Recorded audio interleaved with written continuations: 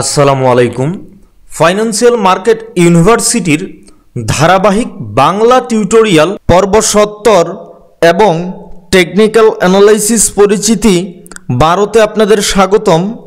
আজকে আমি আলোচনা করব মুভিং অ্যাভারেজ দিয়ে আপনারা কিভাবে ট্রেন্ড এবং ডায়নামিক সাপোর্ট ও রেসিস্ট্যান্স নির্ণয় করবেন এবং কিভাবে মুভিং অ্যাভারেজ দিয়ে ট্রেড করবেন এই বিষয়টি নিয়ে আমি বিস্তারিত আলোচনা করব।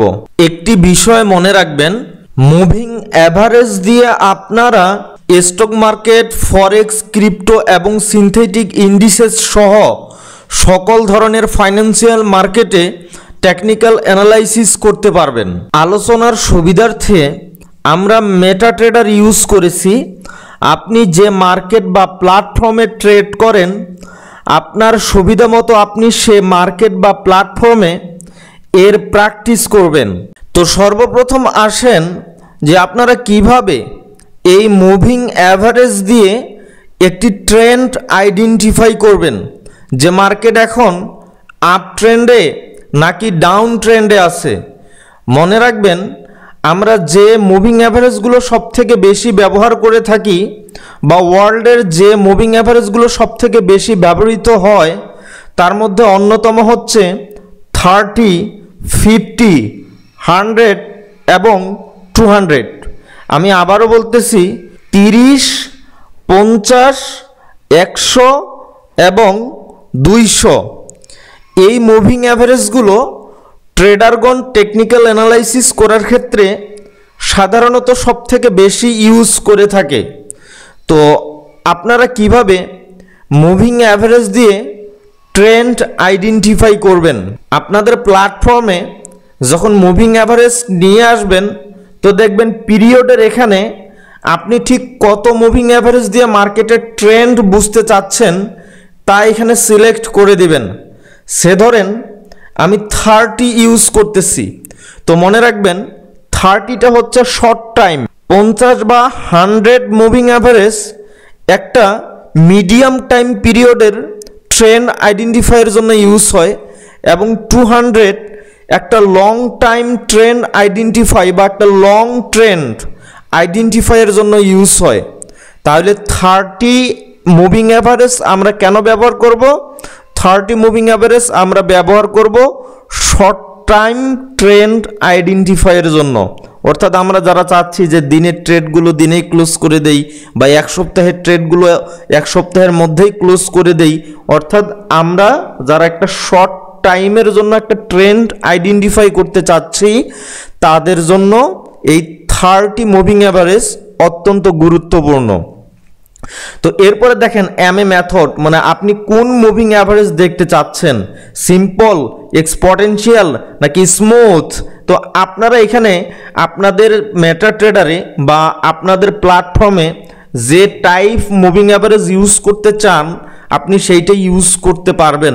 তো আমি সাধারণত এক্সপোনেনশিয়াল মুভিং অ্যাভারেজ ইউজ করে থাকি, তো আমি এইখানে এক্সপোনেনশিয়াল মুভিং অ্যাভারেজ দিলাম। মনে রাখবেন, আপনি যেই পিরিয়ড বা যেই মেথডের মুভিং অ্যাভারেজ ইউজ করেন না কেন, প্রতিটি মুভিং অ্যাভারেজ দিয়ে এই সেমভাবে আপনি মার্কেট অ্যানালাইসিস করতে পারবেন বা রিড করতে পারবেন। তো আমি এখানে আমার সেটিংসে 30 EMA দিয়ে ওকে করলাম। তো এখন দেখেন আমার চার্টে একটা মুভিং অ্যাভারেজ চলে আসছে। তো মনে রাখবেন, যখন মুভিং অ্যাভারেজের নিচে মার্কেট থাকে তখন সেটাকে ডাউন ট্রেন্ড বলে, আর মুভিং অ্যাভারেজের উপরে যখন মার্কেট প্রাইস থাকে তখন সেটাকে আপ ট্রেন্ড বলে। আর যখন দেখবেন মুভিং অ্যাভারেজটা না আছে ঊর্ধ্বমুখী না আছে নিম্নমুখী, যখন এরকম একটা ফ্ল্যাট বা হচ্ছে এরকম যে একটা সোজা একটা সরলভাবে থাকবে, মানে উপরেও না থাকবে এইভাবে উপরের দিকে না থাকবে নিচের দিকে, যখন এইরকম একটা ফ্ল্যাট মুডে থাকবে মার্কেট, তখন এই মুভিং অ্যাভারেজটা যদি দেখেন যে এরকম একটা ফ্ল্যাট মুডে আছে তখন সেটা মার্কেট সাইডওয়েতে থাকে। অর্থাৎ যখন দেখবেন যে মার্কেট প্রাইস বা ক্যান্ডেলগুলো এই মুভিং অ্যাভারেজকে বারবার উঠানামা করতেছে তখন আমরা খুব সহজেই বুঝতে পারবো যে হ্যাঁ, এইটা এখন একটা সাইডওয়ে বা রেঞ্জ মার্কেট। তো এইখানে মনে রাখবেন, সাইডওয়ে মার্কেটে এই মুভিং অ্যাভারেজ খুব একটা বেশি কাজ করে না। এই জন্য আমি সাধারণত সবাইকেই বলে থাকি যে মুভিং অ্যাভারেজ আপনারা সাইডওয়ে বা রেঞ্জ মার্কেটে ইউজ করবেন না। তো আশা করি বুঝতে পারছেন যে এই মুভিং অ্যাভারেজ দিয়ে কিভাবে আপনারা একটা ট্রেন্ড আইডেন্টিফাই করবেন, কারণ আমাদের ট্রেড করতে হইলে ট্রেন্ড আইডেন্টিফাই করাটা অত্যন্ত জরুরি। তো এই জায়গায় দেখেন আমাদের যখন এই 30-র নিচে মার্কেট প্রাইস ক্রস করে নিচে আসলো, তখন আমরা এইটাই বুঝতে পারি এই শর্ট টাইমের মুভিং অ্যাভারেজ বা আমরা যে মুভিং অ্যাভারেজটা ইউজ করি না কেন, যখন দেখব যে মুভিং অ্যাভারেজের উপর থেকে মার্কেট ক্রস করে মুভিং অ্যাভারেজের নিচে আসছে, তখন আমরা এইটাই নির্ণয় করি যে একটি আপ ট্রেন্ড ডাউন ট্রেন্ডে রিভার্স করছে। আবার যখন দেখি একটি মুভিং অ্যাভারেজকে এইভাবে মার্কেট প্রাইস ক্রস করে উপরের দিকে চলে যায়, তখন আমরা এটাই চিহ্নিত করি যে মার্কেট ডাউন ট্রেন্ড থেকে আপ ট্রেন্ডে রিভার্স করছে। তো আশা করি বুঝতে পারছেন মুভিং অ্যাভারেজ দিয়ে কিভাবে ট্রেন্ড চেঞ্জ হয় এইটা আপনারা এখন আইডেন্টিফাই করতে পারবেন। এই জায়গায় লক্ষ্য করেন মুভিং অ্যাভারেজটাকে বারবার মার্কেট প্রাইস একবার উপরে যাচ্ছে আরেকবার নিচে আসতেছে। তো আমি বলছিলাম যখন মার্কেট প্রাইস একটা মুভিং অ্যাভারেজকে বারবার ক্রস করে উঠানামা করে তখন মার্কেট সাইডওয়েতে থাকে, তখন আমরা এই মার্কেটটাকে রেঞ্জ মার্কেট বা সাইডওয়ে মার্কেট হিসেবে আইডেন্টিফাই করতে পারি।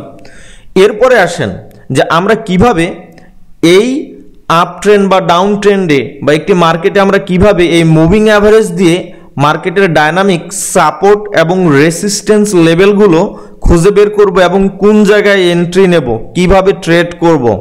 তো এই জায়গায় একটু ভালোভাবে লক্ষ্য করেন যে মার্কেট এখানে যখন মুভিং অ্যাভারেজের উপরে ছিল, তার মানে এইটা হচ্ছে আমার আপ ট্রেন্ড।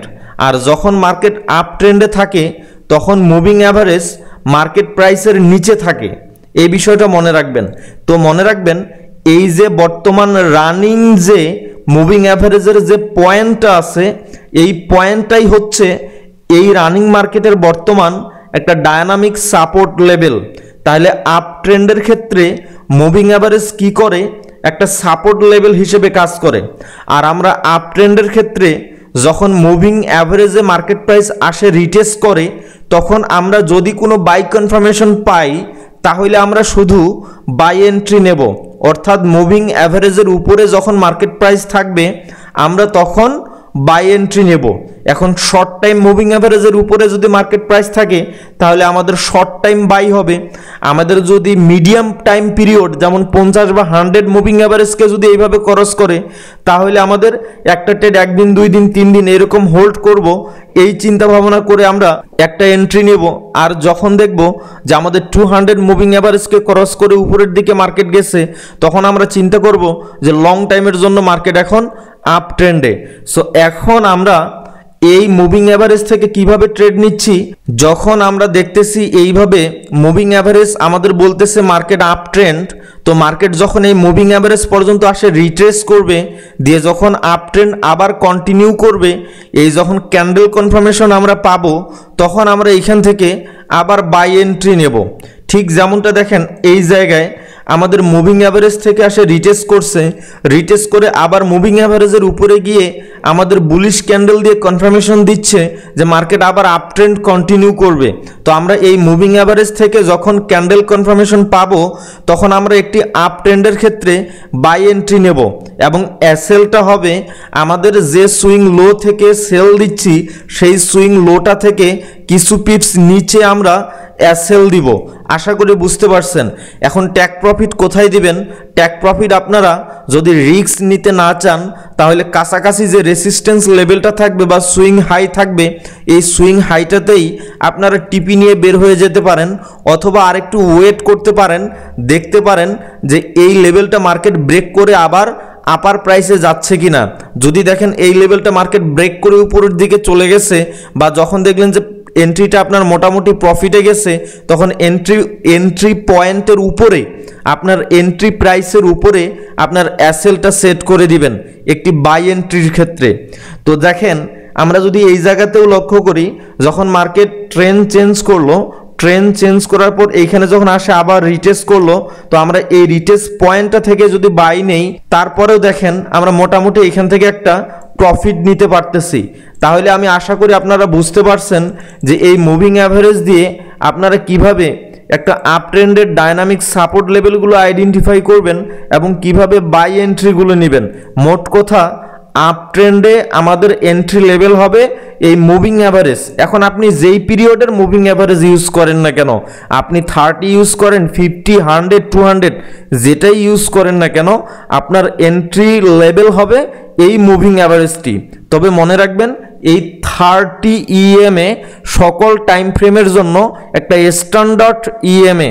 এইটা যদি আপনারা একটু ব্যাক টেস্ট করেন বা আপনারা যদি এই মুভিং অ্যাভারেজটা দিয়ে একটু ডেমো প্র্যাকটিস করেন, তাহলে দেখবেন যে আসলে এই 30 EMA মার্কেট কতটা রেসপেক্ট করে চলে। তো আমরা যদি একটু ডাউন ট্রেন্ডের ক্ষেত্রে দেখি, যখন দেখবেন যে যখন 30 EMA এর নিচে মার্কেট প্রাইস থাকবে এবং যখন মার্কেট আবার 30 EMA কে গিয়ে রিটেস্ট করবে, তখন আপনারা যদি সেখান থেকে কোনো ক্যান্ডেলস্টিক সেল কনফার্মেশন পেয়ে থাকেন, তখন আপনারা সেই লেভেলটা থেকে সেল দিবেন এবং এসএলটা হবে যে সুইং হাই বা যে লোয়ার হাইটা থেকে আপনি সেল দিচ্ছেন, সেই সুইং হাইয়ের সর্বোচ্চ যে হায়ার প্রাইসটা থাকে, ওই হায়ার প্রাইস থেকে কিছু পিপস উপরে এসএল দিবেন, কিছু পিপস গ্যাপ দিয়ে এসএল দিবেন।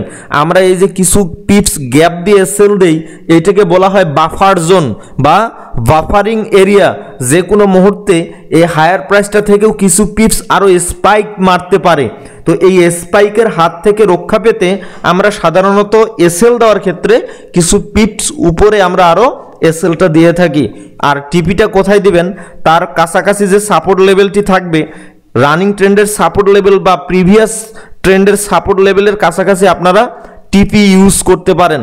অথবা আপনি যদি লং টাইমের জন্য এন্ট্রিটা ধরে থাকতে চান বা হোল্ড করতে চান, তাহলে যতক্ষণ না পর্যন্ত এই ইএমএটাকে মার্কেট প্রাইস ক্রস করে উপরের দিকে যাচ্ছে, অর্থাৎ মুভিং অ্যাভারেজ এই ডিরেকশন দিচ্ছে যে না এখনো ট্রেন্ড চেঞ্জ হয় নাই, ততক্ষণ পর্যন্ত আপনারা ট্রেডটা ক্যারি করতে পারেন।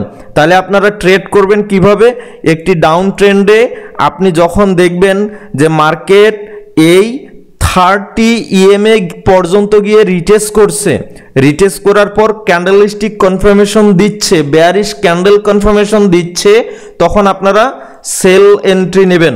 সেল এন্ট্রি নিয়ে এসএলটা দিবেন এই সুইং হাই থেকে, যে সুইং হাইটাতে আপনারা সেল এন্ট্রি নিচ্ছেন, সেই সুইং হাই থেকে আপার প্রাইসে আপনারা সেল এন্ট্রি দেবেন। আশা করি বুঝতে পারছেন। অর্থাৎ এইখানে মনে রাখবেন, আমাদের একটি আপ ট্রেন্ডে মুভিং অ্যাভারেজ যে প্রাইসটাতে থাকবে, সেই প্রাইসটি হচ্ছে মার্কেটের ওই মুহূর্তের একটি ডাইনামিক সাপোর্ট লেভেল। যেমন এইখানে এই মুহূর্তে আমাদের মুভিং অ্যাভারেজ যে প্রাইসটাতে আছে, এই প্রাইসটা হচ্ছে এই মার্কেটের একটি ডাইনামিক সাপোর্ট লেভেল। আর একটি ডাউন ট্রেন্ডের ক্ষেত্রে মুভিং অ্যাভারেজটা যে প্রাইসে থাকবে, সে প্রাইসটি হবে একটি ডাউন ট্রেন্ডের ডায়নামিক রেসিস্টেন্স লেভেল। আশা করি বুঝতে পারছেন। যেমন এইখানে লক্ষ্য করেন, আমার এই ডাউন ট্রেন্ডের বর্তমান মুভিং অ্যাভারেজের যে পয়েন্ট দেখাচ্ছে, যে প্রাইসে এই মুভিং অ্যাভারেজের পয়েন্টটা দেখাচ্ছে, এই পয়েন্টটাই হচ্ছে এই মুভিং অ্যাভারেজের একটা ডায়নামিক রেসিস্টেন্স লেভেল। তো আশা করি বুঝতে পারছেন যে এই মুভিং অ্যাভারেজ দিয়ে আপনারা কিভাবে ডায়নামিক সাপোর্ট এবং রেসিস্টেন্স জোন বের করবেন এবং কিভাবে এই মুভিং অ্যাভারেজ দিয়ে আপনারা একটি আপ ট্রেন্ড এবং ডাউন ট্রেন্ডে ট্রেড করবেন। আরেকটা বিষয় মনে রাখবেন, এই মুভিং অ্যাভারেজ দিয়ে কখনো সাইডওয়ে মার্কেটে ট্রেড করতে যাবেন না।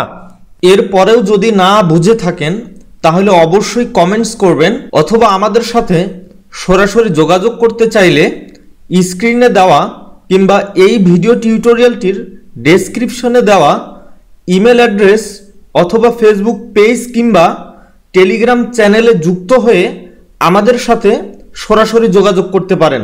আর আপনারা যদি আমাদের কাছ থেকে অ্যাডভান্স কোর্স কিংবা পেইড কোনো সার্ভিস পেতে চান, তাহলে অবশ্যই আমাদের সাথে যোগাযোগ করবেন।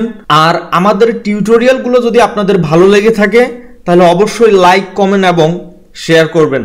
তো আজকের টিউটোরিয়ালটি আমি আর দীর্ঘায়িত করতেছি না। আমাদের পরবর্তী লেকচার ভিডিও টিউটোরিয়ালটি দেখার আমন্ত্রণ জানিয়ে আজকের ভিডিওটি এখানেই সমাপ্ত করতেছি। আপনারা সবাই ভালো থাকবেন, সুস্থ থাকবেন। আল্লাহ হাফেজ।